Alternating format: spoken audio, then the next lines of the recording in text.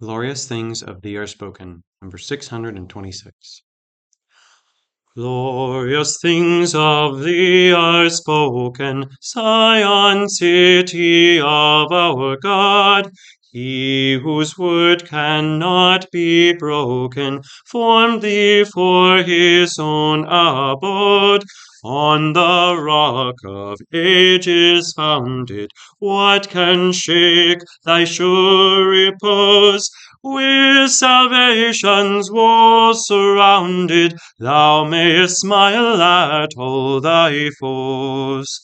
See the streams of living waters springing from eternal love.